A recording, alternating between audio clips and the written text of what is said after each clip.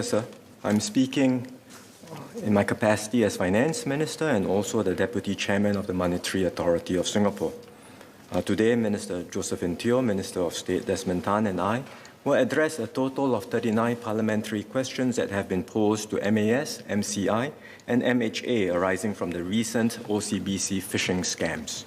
They cover a wide range of issues, from whether the banks can do more to mitigate the risk of such scams, to how the telco infrastructure, enforcement actions and consumer education can be enhanced to deal with this growing problem. The breadth of the issues raised underscore that we need to take an ecosystem approach to strengthen our collective defense against phishing scams and scams in general. Everyone in this ecosystem must play their part. The ministerial statements will explain the government's comprehensive approach, working with each party in the ecosystem to counter the threat of phishing scams. I will provide more details on the OCBC phishing scam and on the steps that MAS and the banks are taking to strengthen safeguards against such scams.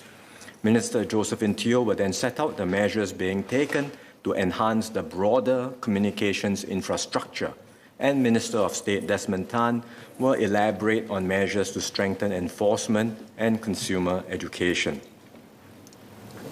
None of these measures can be foolproof in and of themselves, but collectively they should work to significantly reduce the scope for scams to succeed and their cost. With everyone on guard, including individuals, the industry and infrastructure providers, we hope not to see a recurrence of a large-scale scam as was seen in the OCBC case. Taken together, Minister Josephine Teo, MOS Desmond Tan and I will address oral questions 7 to 32 and written questions 1, 2 and 8 on yesterday's order paper, oral questions 1 to 5 and written questions 1, 2, 9 and 27 on today's order paper. Mr. Muhammad Fahmi has filed an oral question scheduled for future sitting on these issues. And as today's ministerial statements will address these questions, Mr. Speaker, I would like to invite these members to seek clarifications should they have any on these issues after the statements. Let me first round up the key facts regarding the recent OCBC SMS phishing scam. 790 OCBC customers lost a total of $13.7 million to the scammers, mostly over the year-end festive period from 23rd to 30th of December. This is by far the most serious phishing scam we have seen involving spoofed SMSs impersonating banks. Spoofed SMSs were sent with a fake sender ID, which in many cases made them appear in the same message thread as genuine SMSs. The victims, having received the spoofed SMS in the same thread of messages from OCBC, were deceived into clicking the links in these SMSs that led them to scam websites. These scam websites were almost indistinguishable from the real OCBC website, such that people could not tell the difference unless they compared the URL of the scam website with that of the genuine one. Hence, many keyed their login credentials and one-time passwords or OTPs into the scam websites. The scammers used these credentials and OTPs to take control of the victims' bank accounts and made fraudulent transfers.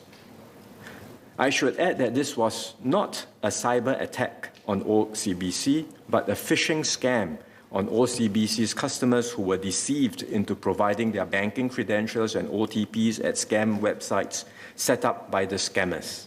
At no time was the bank's own systems breached.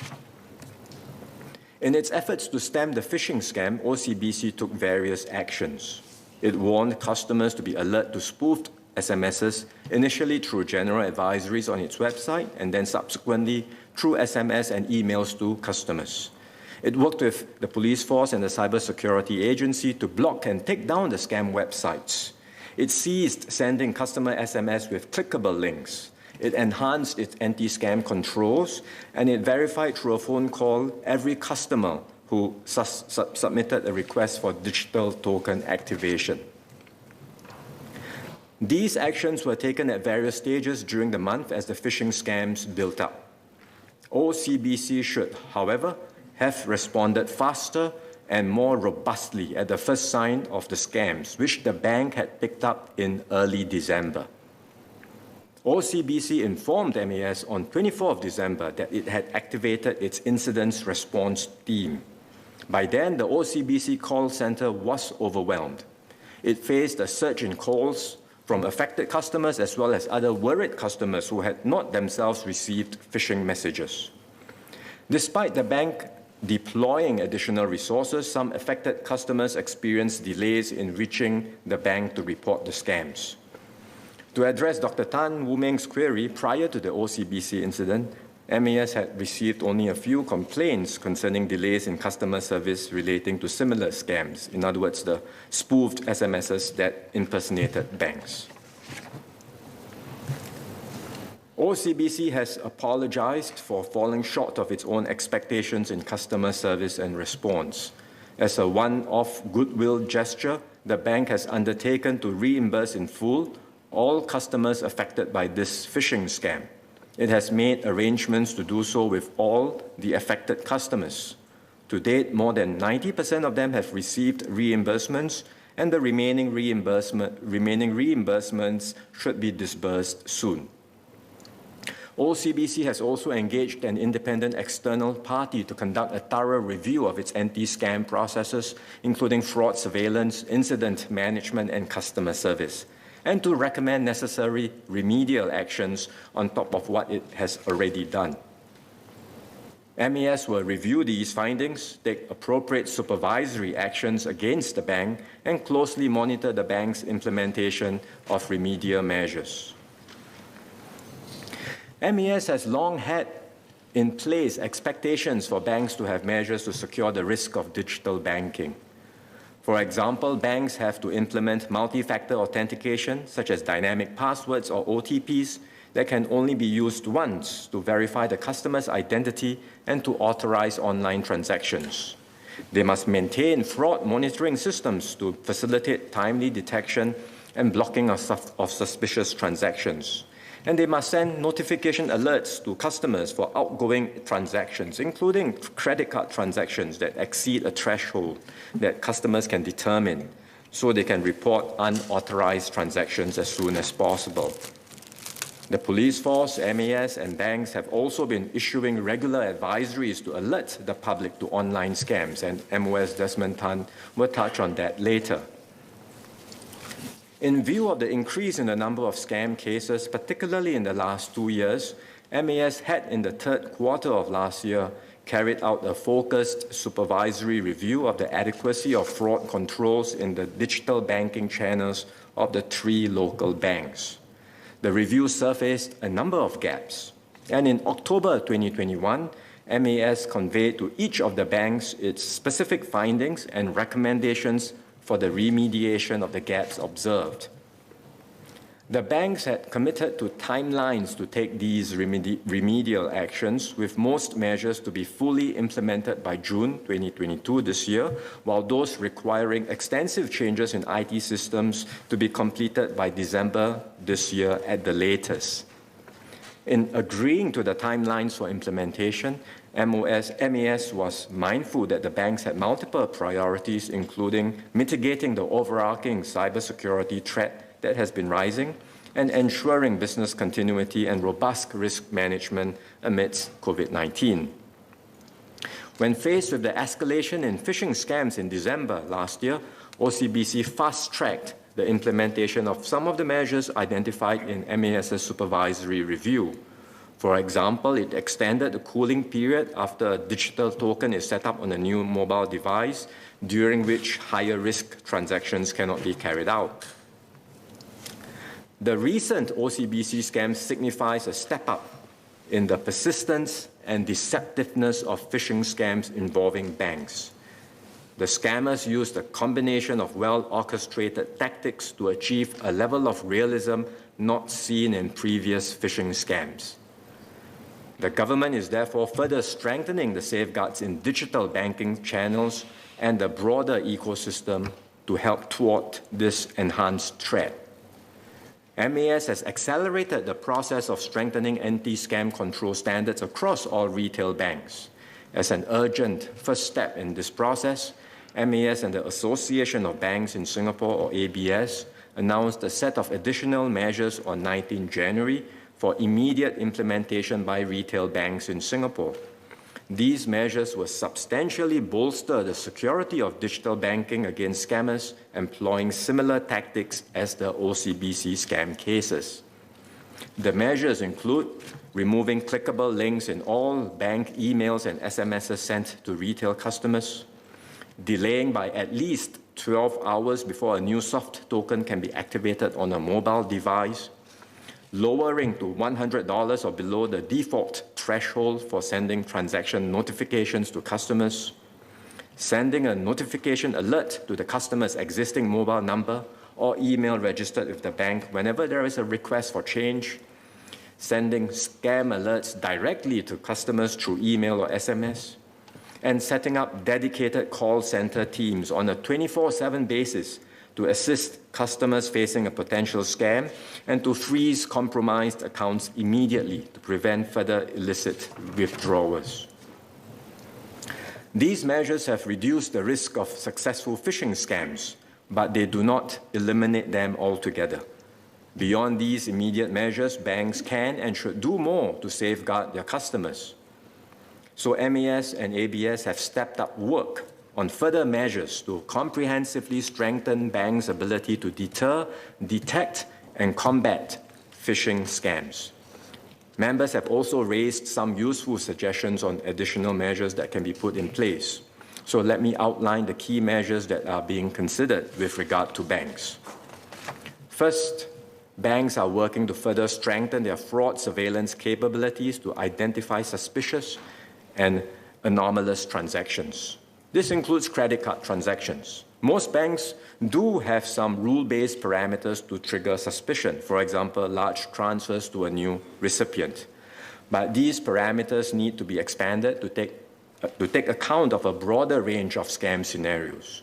And beyond predefined parameters, MAS will expect banks to develop more versatile algorithms employing artificial intelligence and machine learning to detect suspicious transactions. Such algorithms should be based on multiple sources of information, including customer profile and vulnerabilities, past transaction patterns, account activity, and mobile device identification. I must caveat that while these advances will help, fraud monitoring systems are not a silver bullet. It is not possible to detect every scam. Second, banks should step up their ability to immediately block suspicious transactions and reach out to their customers to verify their authenticity. The transactions will be unblocked and processed only upon confirmation by the customer. Banks today do have some of these capabilities, but they are not consistent across various types of transactions. We are also looking into enabling customers to trigger a freeze on their own accounts without having to contact the banks if they suspect their accounts have been compromised.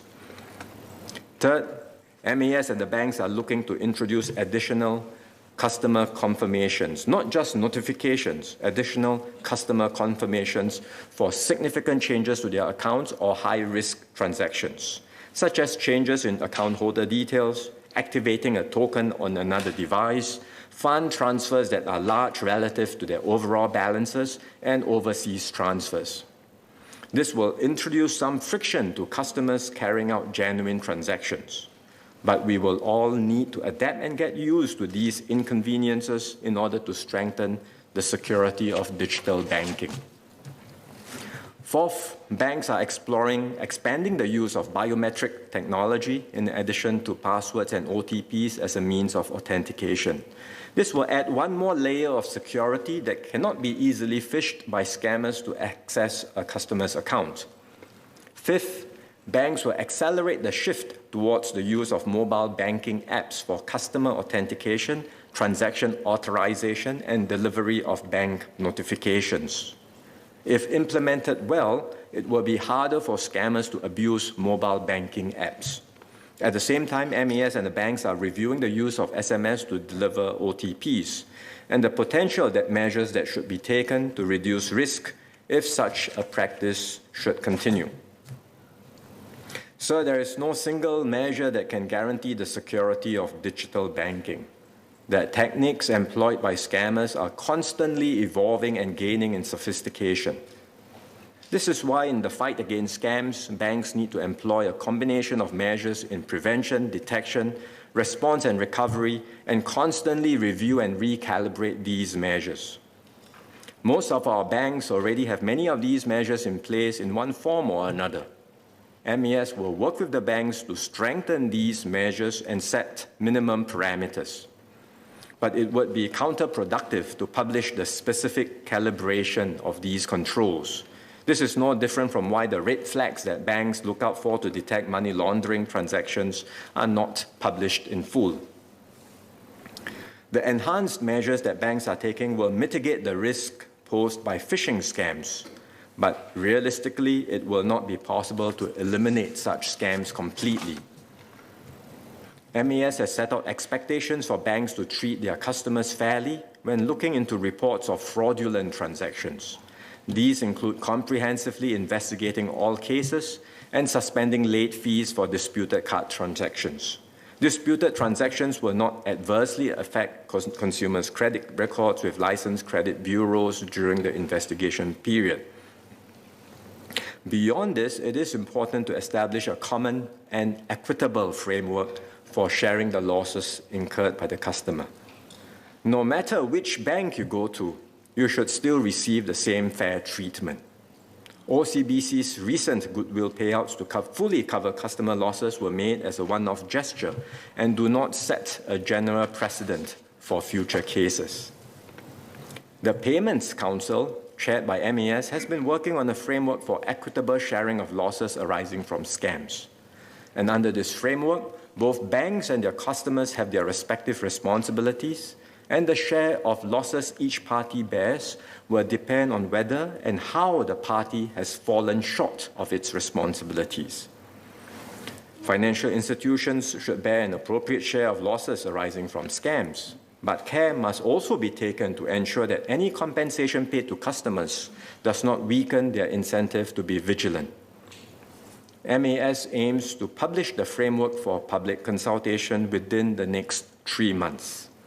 Other than financial institutions, the players operating the communications infrastructure play a key role in digital security against scams. So MCI and MES will consider the shared responsibilities of all the key players in the ecosystem to ensure there is proper accountability. To conclude, sir, let me assure members that digital banking itself is safe and secure.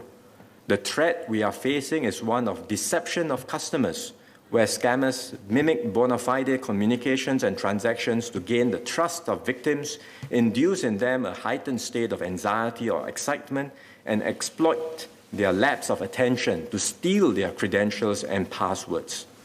In the same way that we are all vulnerable to misinformation, we are also vulnerable to scams and must not be complacent.